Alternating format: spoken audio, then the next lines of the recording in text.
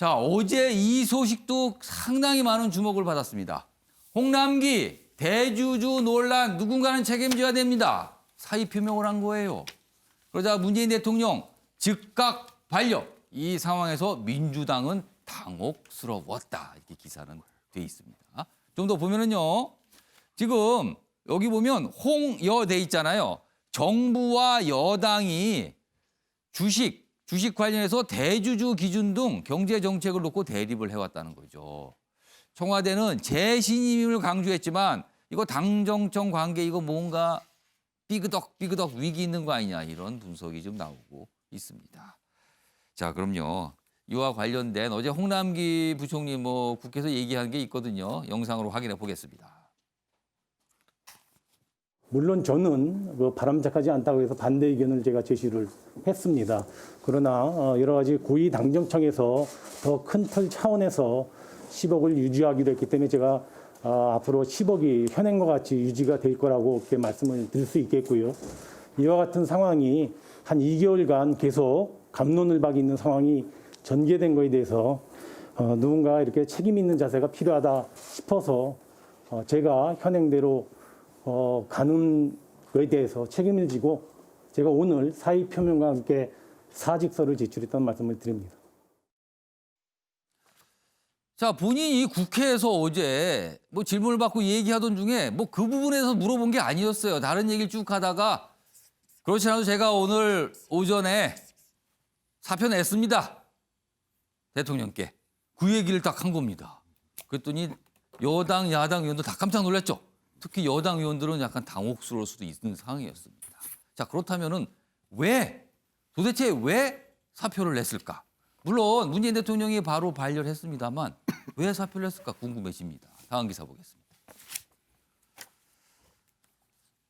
추경 그리고 재난지원금 그리고 대주주 기준 3억으로 낮추는 것 이런 사안들 홍남기 판판이 밀리자 폭발했다는 거죠.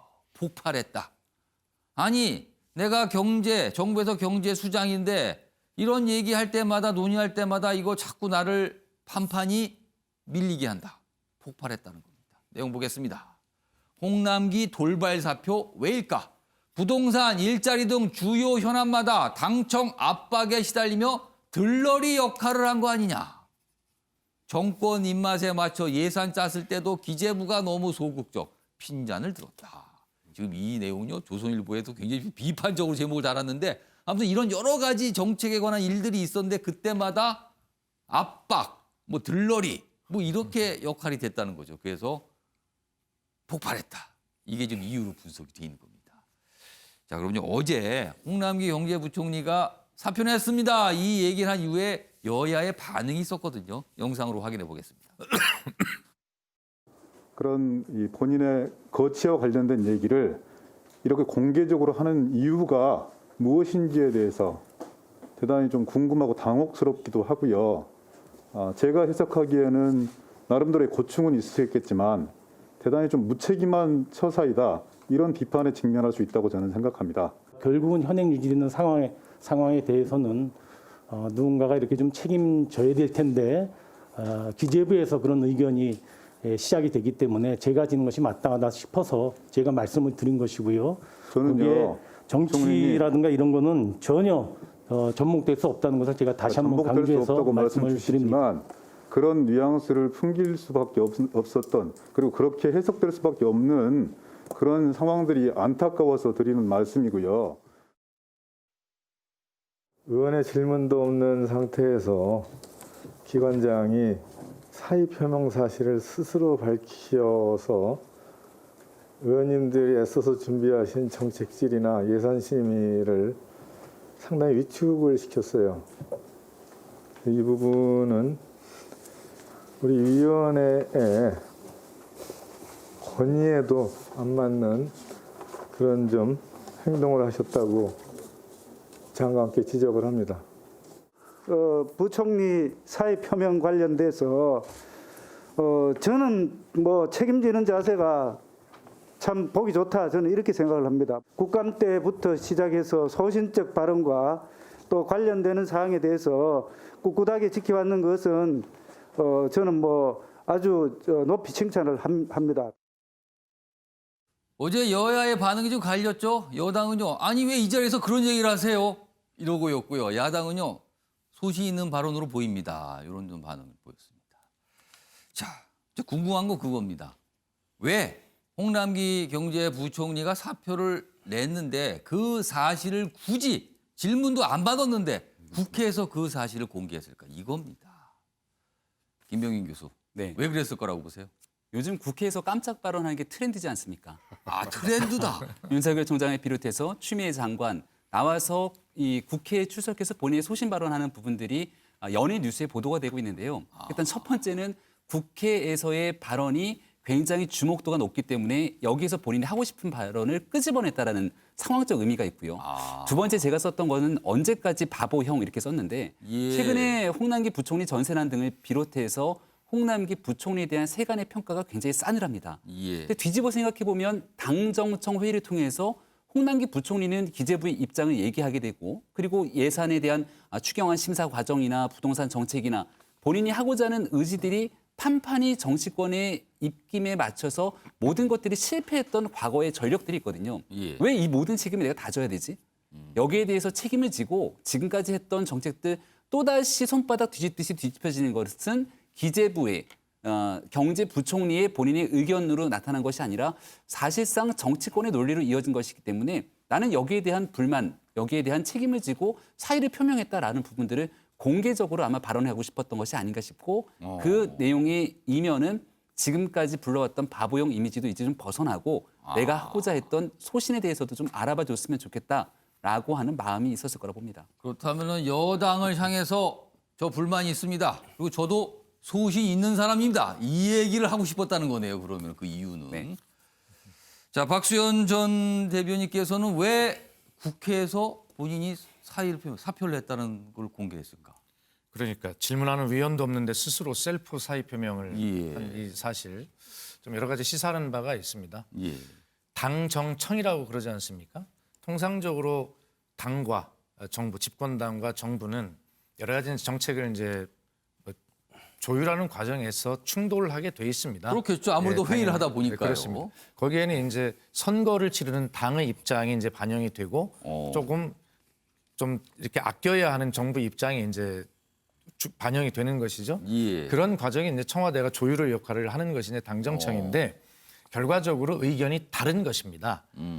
그러나 국민들이 보시기에 당정청이 의견이 잘 일치되고 그런 측면에서 이제 불안하지 않아야 되는데 왜 저 경제 정책을 총괄하는 우리 홍남기 부총리가 그런 걸 알면서도 왜 저렇게 했을까라고 하는 것이 저는 이렇게 시어머니라고 이렇게 썼는데 시어머니요. 네. 예. 우리 그 옛말에 보면 우리 전국의 시어머님과 시누이께 죄송합니다만 때리는 시어머니보다 말리는 시누이가 밉다. 뭐 이런 얘기가 있거든요. 그런데 지금 여야의 입장도 이렇게 바뀐 것처럼 인터뷰가 지금 나오고 있는데 어쨌든 국회라는 것은 정부 홍남기 부총리 입장에 보면 시어머니가 됐든 시누이가 됐든 계속 교대로 역할을 바꿔가면서 계속 때리는 것이거든요. 예. 그런데 이제 청와대와 조율을 하면서도 이제 그런 상황이 계속되니까 거기다 이제 우리 김병민 교수 얘기했지만 부동산 문제 가지고 바보형이라는 그런 희화화되고 막 이런 상황에서 정말 자기 존재감을 확실하게 느껴지고 이제 예결위 해야 되지 않습니까? 이제 더 이상 내가 바보형이 아니니까 정부 입장을 강하게 드라이브를 걸고 가겠다라고 하는 대국회 어떤 메시지가 아닌가 이렇게 봅니다. 아, 그러니까 국회에다 뭔가 얘기를 좀 하고 싶었다는 거죠. 그나마 나 불만 많이 있었어요. 알아들으시겠습니까? 이 얘기를 하고 싶었다는 거예요. 그러면서 그러면. 예결위를 정부 안대로 예산안을 잘 끌고 가고자 하는 예. 아마 그 힘겨루기 선전포고가 아닌가 이렇게 봅니다. 자, 조대진 변호사. 네. 아까 영상으로 확인해봤지만 여당 의원들은 아니 왜 이 자리에서 그런 얘기를 하세요? 뭐 이런 취지의 어떤 질문들을 다시 던졌어요. 그리고 청와대는 어제 홍남기 경제부총리 국회에서 이 발언이 소개되자 10분 정도도 안 돼서 이거 반려됐습니다. 이 얘기를 또 알렸거든요. 지금 여당과 청와대, 홍남기 경제부총리를 보는 시각이 좀 어떨까요? 불편합니까? 아니면 어떻게 보고 있을까요? 당연히 불편하죠. 노력하고 있는 건 아는데요. 공무원은 자기의 존재감을 나타내는 자리가 아닙니다. 뒤에서 묵묵히 일하고 있는 것을 통해서 해결책을 찾아가는 게 지금 공무원의 역할인데 지금까지 뭐 홍남기 부총리가 열심히 했다는 사실에 대해서 반박할 사람은 없을 겁니다. 근데 제일 모양이 빠지는 게 자기 입으로 자기가 고생했다는 걸 티내는 게 제일 모양이 빠지는 거거든요. 근데 그거를 공개적인 자리에서 지금 했다는 것 자체가 당신 힘든 건 알겠는데 왜 그거를 자기가 이름으로 국회에 와서 그 얘기를 하느냐 예. 이 입장일 것 같고요. 그리고 그런 모습을 그리고 본인은 이제 정치인이기보다는 공무원이기 때문에 예. 일단은 이런 부분은 좀 자제를 하시고 뭐 사람들이 세간에서 바보형이라고 불러도 경제부총리를 바보형이라고 생각하는 사람은 없습니다. 그러니까 그런 부분에 너무 매몰되지 마시고 묵묵히 자기 일을 좀 추진해 나가셨으면 하는 그런 바람입니다. 혹시 뭐 언론에는 그 개각설이 좀 가끔씩 나오거든요. 연말에 뭐 개각설 있는데 홍남기 경제부총리 물론 문재인 대통령이 반려했죠. 그 사표에 대해서. 그렇지만 연말 아니면 해가 넘기자마자 뭐 교체될 가능성 이건 어떻게 보세요? 뭐 개각을 생각을 하고 본인도 이제 뭐 마지막이니까 할 말 해야겠다라고 생각을 했을 수도 있고요. 근데 다만 이제 아까도 말씀드렸다시피 공무원의 책임지는 자세가 되게 필요한데 예. 지금 어느 때보다도 되게 힘든 상황이거든요. 본인이 억울하고 본인이 책임지지 않는 부분들 때문에 오해받는 게 싫다고 해서 예. 지금 나간다고 해서 자리를 던져버리면 정말 그건 무책임한 행동이 되기 때문에 예. 현재 대한민국을 생각을 한다면 예. 그런 부분에 마음이 있더라도 좀 접어두는 게 좋을 거라고 저는 생각을 합니다. 아무튼 뭐 기사도 많이 나고 영상을 보지만 어제 국회 뭐 기재위였는데요.